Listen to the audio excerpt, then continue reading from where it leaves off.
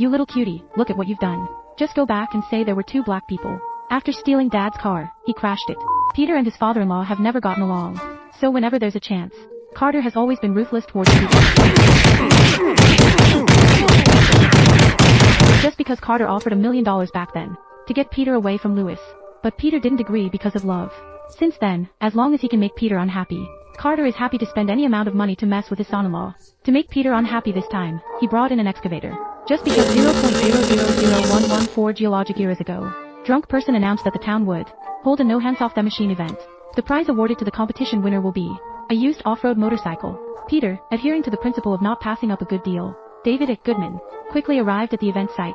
Tom Devani Culadivri, the last person to let go of the bike, will receive this off-road motorcycle. Ron Jones. Good. Peter took a definitive look. The person next to him was indeed Carter. He was curious about the wealthy capitalist. No.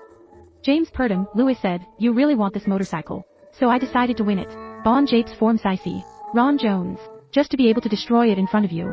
At this moment, the host announced the game officially started. Peter was curious how his father-in-law couldn't even open a pill bottle. Caravallo. What could possibly have the ability to destroy a motorcycle? Use that. Aw, damn. The first hand has already let go of the bike. Looking at Peter's smug face. Steve Callahan. This excavator bought with dollars. So he needed to look around to see if there was something Peter liked. Do you like this waiting bench? This is okay, right? It was good enough for Carter.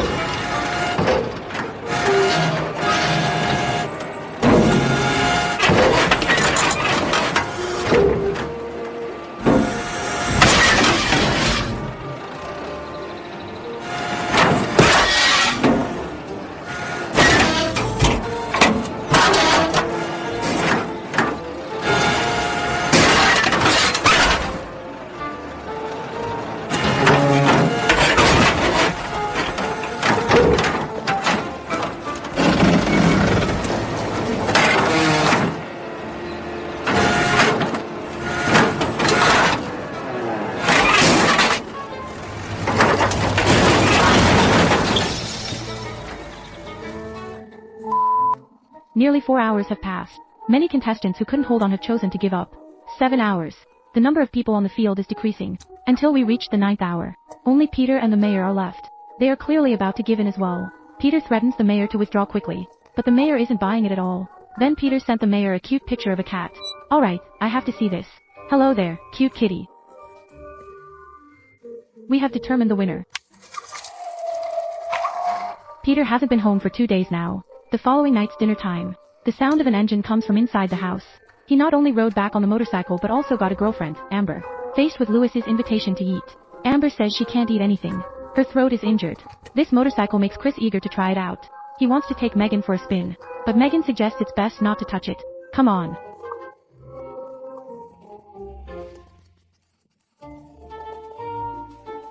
It's not a real chicken. Under Chris's soft persuasion, Megan still acted as a buffer. But the more you ride this thing, the faster and bolder you get. Chris is getting ready to lift the front and jump over the fire hydrant ahead.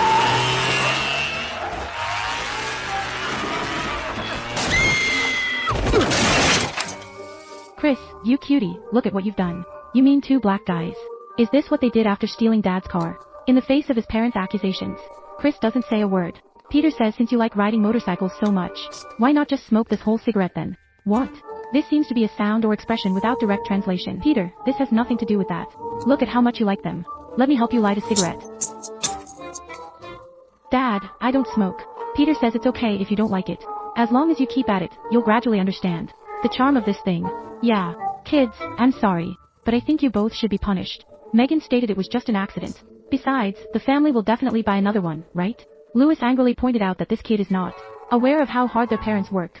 Money isn't that easy to earn, just saying buy and you buy. Chris believes adults can do whatever they want. And they have the final say on everything. Because the money is earned by me. Until you start earning a salary. Only then can you call the shots. Then Chris had a bold idea. Why not swap identities? So they can do even better. The next morning, in the day's gaze of dumpling, Megan had already made breakfast. Chris sat in the master's seat. As for the lazy Peter. Hey mom. No Peter, no. It's not like that. Just swapping ages. Show me your school spirit. Chris is dressed like a young Trump. Carrying a small bag, ready to go to the brewery for work. Originally, Supervisor Angela was worried about Chris. Chris can't complete Peter's work. But after seeing this kid's work, it feels much better than Peter's work.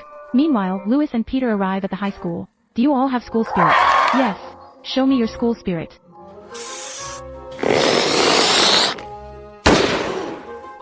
Back home in the evening, they find dinner not yet served. Louis and Peter start teasing Megan. Louis feels Megan might not be able to make a complicated dinner. Maybe what she makes will taste terrible. Yeah, I bet she'll serve up something that looks like poop on a plate, right? At least if it's on the plate like poop. At least I can find something in it. Traces left by one's own meal. Hey guys, can't you show a little restraint?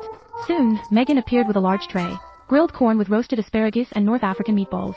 The dessert is molten chocolate cake. Louis is curious about how Megan can make so much in such a short amount of time. I've been working on it all day. It's so delicious. What about the other chores? I finished in about an hour. I don't understand why you always look so miserable and work so hard. It's just a house, a small place really. It's not like cleaning the entire town. Chris just got home from work. Peter is ready to mock him. He assumes Chris had a rough first day at work. But Chris says he is valued by Angela.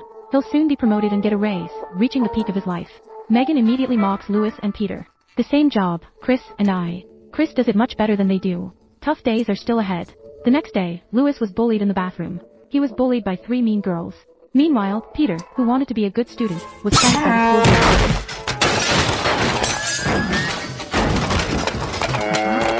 school. 5 days later, Chris comes home from work. Peter, unable to take it anymore, announces the end of the identity exchange. He realizes being a high school student is much harder than being an adult. But now, it's no longer up to Peter. Chris not only gets promoted and a raise. Angela also fired Peter. So now Chris is the one making money and steering the household. Louis angrily tells Chris that he still has to go to school.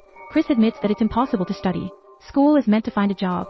And now that work is going well, why go backward? Louis issued a mother's order for Chris to go to school. But Chris exercised the rights of the male protagonist. He cancelled Louis's order.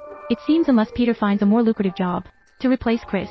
Otherwise this will completely turn upside down. And the only 2 jobs Peter can do are police sketches.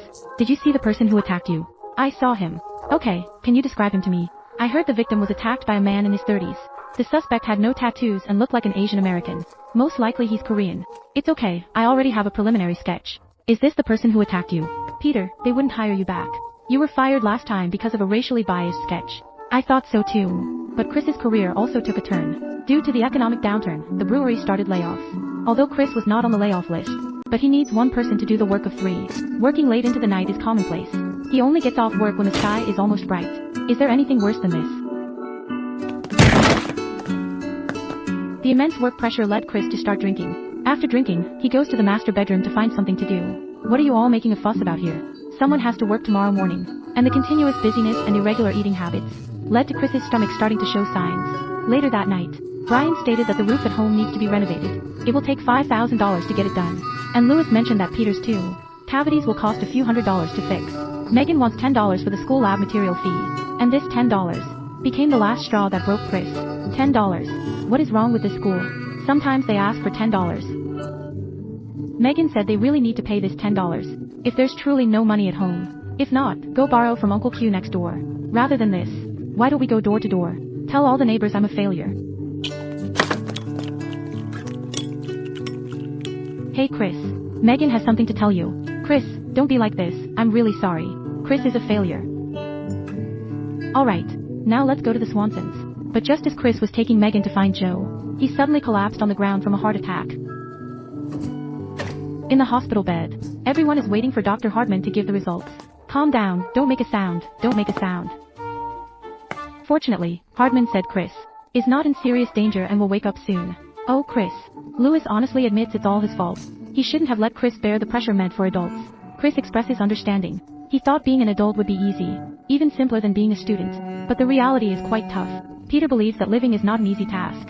But if family members support each other, and help and love one another, Life can smooth out the rough patches. Over time, it can settle into a rich warmth.